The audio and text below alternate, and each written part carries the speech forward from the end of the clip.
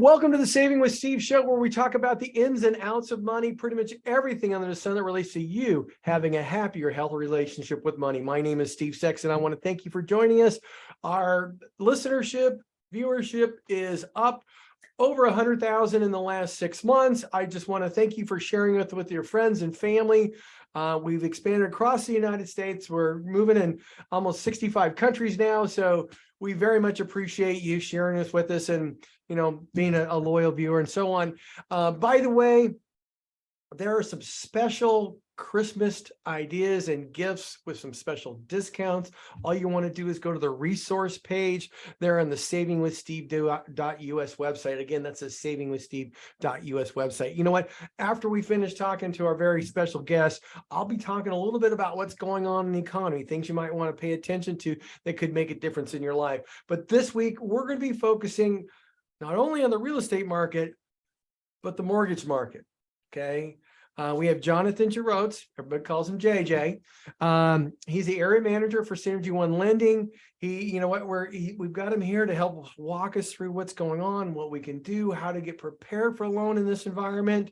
So we have some really great stuff. And you know what? Let's just start out with the old monkey in the room. We just saw the Fed rate got increased to 4.5%.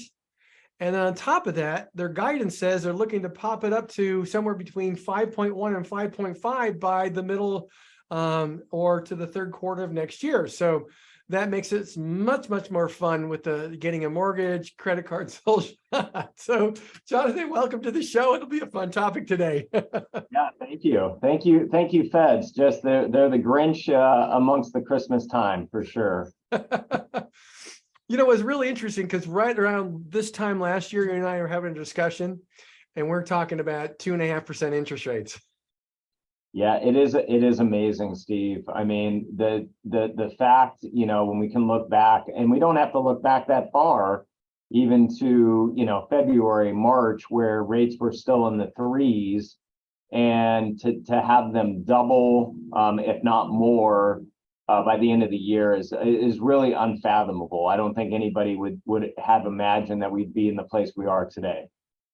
Now, when it comes to mortgage loan volume, obviously it's decelerated. So, how far has it gone in the last 6, 7, 8 months? I mean, has it gone from how many applications are being put into somewhere last month, or obviously it's significantly lower, but how much is it off?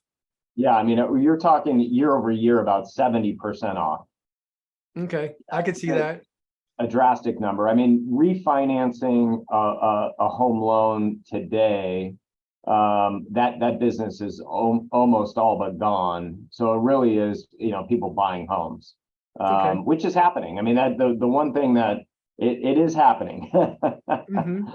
So. Oh yeah, no, we've had realtors on and they're saying, yeah, people are still buying homes. It's just I can understand why people aren't refinancing, because it doesn't make sense to refinance at 7 or 6 when you have a 3. So that's pretty tough to do unless somebody's got some circumstances where it occurs. So let's do a little recap on how the year has changed, and then let's talk a little bit what we're looking at 2023 as you see it when it comes to the real estate and mortgage market. Sure. Yeah.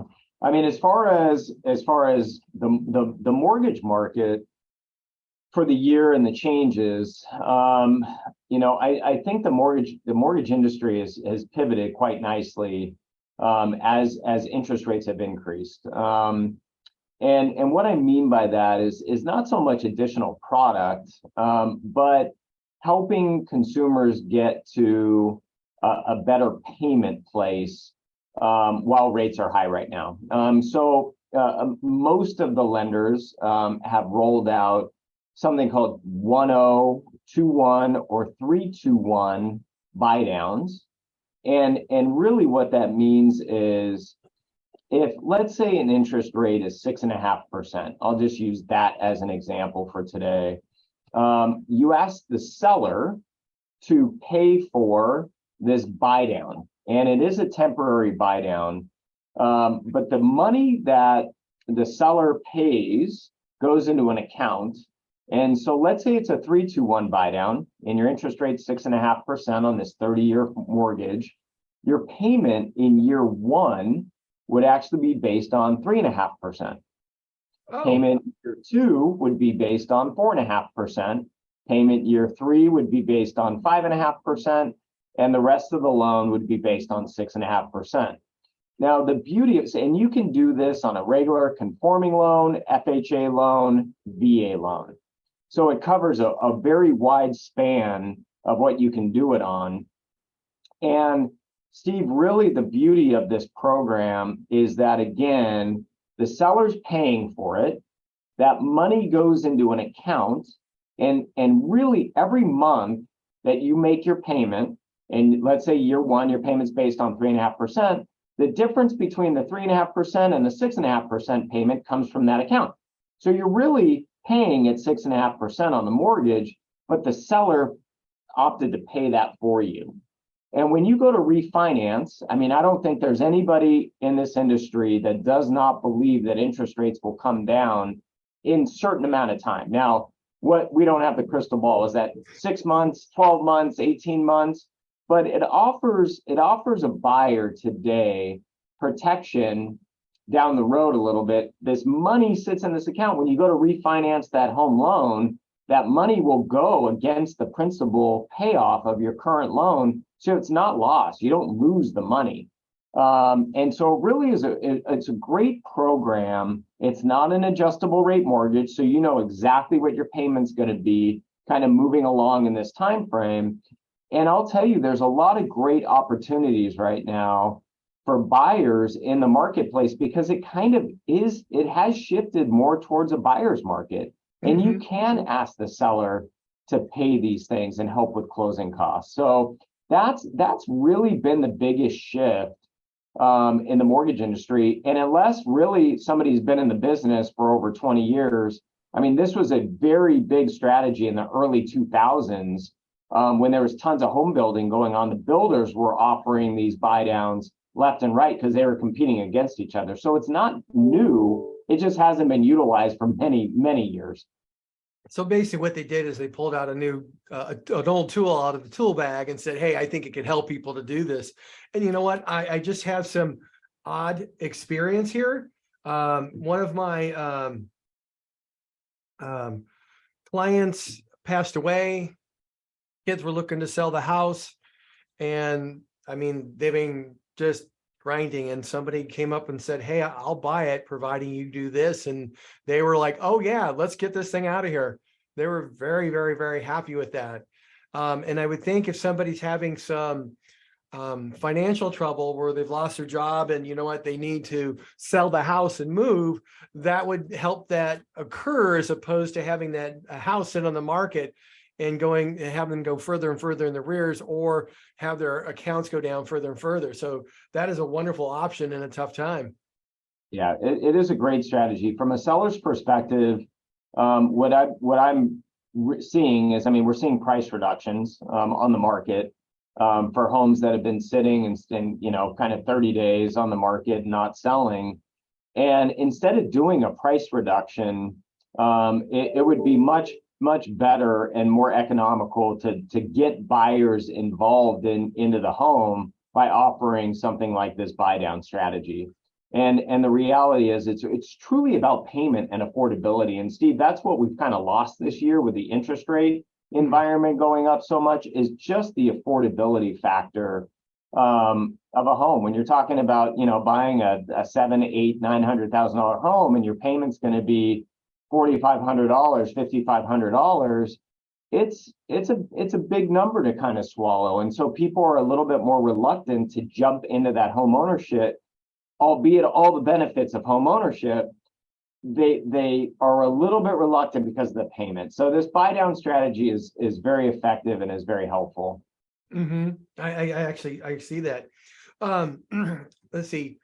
What I'd like to do is just take a quick break, and we'll be right back with some more Saving with Steve and Jonathan Jerotz. So you really want to be here for this next segment, because he's going to talk about how to get prepared if you're going to be looking at a mortgage in the market, what to look at, all those kind of good things. So stick with us. We're going to be right back.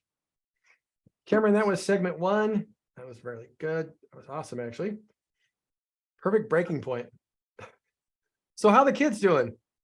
They're growing, Steve. They're good though. Almost 14, almost 13, and they're healthy and happy. So Are that's they as big or almost as tall or bigger than you? no. Well, my son's pretty close, but he doesn't have much. That barometer is not that big because I'm not that tall. So Uh, if he can get past the 5'8" guy, I'll be happy for him. And he's getting pretty close. well, I have a friend. I have a friend that's similar to your height, but his wife's right around the same height. But she's got some brothers that are up there, and his son is in 8th grade, and he's already like 6 inches taller than he is. Yeah, my dad was 6'1", and my wife's family definitely has some height. Her brother's 6'3", I would say 6'4". Her dad's 6'2". So I think he's a slower grower height wise, but everybody in the family was that way. So we'll see. Yeah, But it'll be fun. All righty. So let's go ahead and get the second segment going. Hey, Cameron, we're going to go ahead and start the second segment in 5, 4, 3, 2, 1. Hey, welcome back to the Saving with Steve show. We're talking about the ins and outs of money. Again, I want to thank you for joining us. If you're looking to get to those replays, guest gifts, our holiday gift list where all the discounts are, you just want to go to savingwithsteve.us.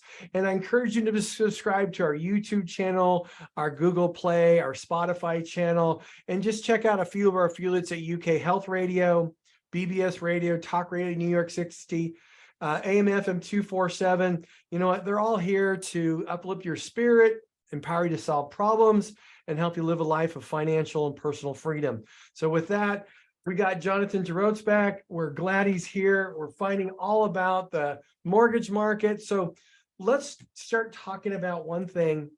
You know what? It was interesting. In the latter part of 2021, I was talking with a few people, and they had a variable rate mortgage that was about to recast. And you know what I mean by recasting, but for anybody's listening, what that really means is that at the end of their 7 years, the rate's going to go to the actual market rate. And you know what? We had some discussions with them about getting that done because things might change, and they just didn't. And now they're in a situation where it's recasting in a month, but it's recasting to almost 7%. What makes sense for people like that? Is it just one of those things where, hey, you did it? Should they look for another variable rate mortgage so they can get another 5, 6 years, maybe at a lower rate until it recasts? What would be the best advice for somebody like that? yeah, it's a really great question, and you're right, Steve. I think with the adjustable rate mortgages, those variable rates, people like to kind of bury their head in the sand and not really deal with it. And then sometimes we find ourselves in a situation like this. The better thing to do is to definitely look at a refinance, because what happens is when that rate recasts, it doesn't just recast the rate. It now turns that 30-year mortgage into a 23-year amortization. Let's say it was a 7-year adjustable rate mortgage. Now that payment's based on 23 years because you got to pay it off in 30. And if it was a 10-year adjustable rate mortgage, it recasts into a 20-year amortization. So that's where that payment shock kind of gets into play. So even if they were to refinance into a normal conforming 30-year fixed mortgage in today's rates, that might be at 6.5% or 7%, their payment's probably going to be better off than that recasting situation. Now, I will say the last 6 months have been a big push on the adjustable rate mortgages, the variable rates like you're kind of talking about. So what do those kind of look like, and are the rates that much better? And one of the things, and this is a bigger financial conversation, but if you look at the treasury market, we have what's called an inverted yield curve right now, where the short term of the treasuries, like the 2-year bond, is paying over 4%. And the 10-year treasury is paying around 3.5%, 3.6%. It's gone up a little bit in the last couple of days. And so those short-term ARMs are actually not priced well at all. because of that inverted yield curve. So you can look at a 7-year ARM or a 10-year ARM, but qualifying for those ARMs is another story. It's harder to qualify for a variable rate mortgage than it is a 30-year fixed rate mortgage. So that kind of leads into the conversation of, preparation moving forward. So here, let's make sure everybody understands, why is it harder to qualify for a variable rate mortgage? Is it because they have to qualify you for a potentially increasing payment? That is exactly right. So let's say, I'm going to throw out an example of not realistic potential rates, but let's say it's a 5-year adjustable rate mortgage that you're looking at, and that interest rate might be 5.5%. You don't qualify based on that 5.5%. You qualify based on the index and what the margin is. So the factors that make up the adjustability down the road. And many lenders will add 2% onto that, and they will look at the amortization after the time frame where that locked-in rate is. So if it's a 5-year ARM, we're going to qualify you on maybe 8.5 or 9.5% based on a 25-year mortgage, because that will be how much time is left after that adjustment happens. And what lenders will look at is debt to income ratio. There are caps on those debt to income ratios on adjustable rate mortgages because banks do find them riskier. And so your debt to income ratio needs to be lower than a standard 30-year fixed loan. Oh, okay. So that's really interesting. So now I'm going to throw a little wrench into the pie here. Many people during COVID, they got forbearance, and maybe they started it right at the beginning. Maybe they started it 6 months ago. Okay. If they're coming out of forbearance in this type of marketplace, what's some good advice for somebody like that besides, hey, you just need to make your payment? What's some good advice? Yeah, that's a great question, and we've seen it obviously over the last couple of years with COVID. So number one, depending on the scenario, every servicer of the mortgage treats that forbearance differently. So some have just taken that big chunk of money that you didn't pay and just backloaded it onto the mortgage, where you don't have to kind of worry about it today, but you got to worry about it at some point in time. Others you've had to do a catch up, and some people just can't catch up, and you can run into some issues that way. My biggest recommendation, number one, if let's say that loan happens to be a variable rate mortgage, or let's say you need to really do something with the payment, and maybe they're charging you for some of that forbearance, you can refinance that loan. I don't want you to think that you can't refinance it. The very basic rules of thumb are you make your 3 payments in a row, and then truly you're eligible for a refinance. If that is not something that is appealing or beneficial to you, because maybe where interest rates are today, your rate is far better and your payment's better, you just got to get in a better financial position, I would highly urge that they just reach out to who they make their payment to, the servicer of their mortgage. And there are still ways to get something called a loan modification completed. So, hey, you're raising your hand, I'm struggling with my loan, I've been in forbearance, but I want to keep the loan. How can we work on a loan modification and make this payment work for both sides? That's great advice. That's a lot of people are going to need to take the companies up on that. So if somebody's looking to finance a loan for a new purchase right now, what's the best? I mean, it's different when everything's rocking and rolling and all that stuff and rates are low. What's the big thing that people need to be aware of right now? What are the steps they need to take to be prepared, or come in and sit with somebody like you, JJ, to be as prepared as possible so they have the best opportunity to get a loan, especially at these higher rates? Yeah, I mean, what's happened, what we've seen in the industry in the last few months is really people that were pre-qualified or pre-approved 6 months ago at lower interest rates, and now they're like excited to buy a house and they find one and they're not qualified anymore because of the interest rates.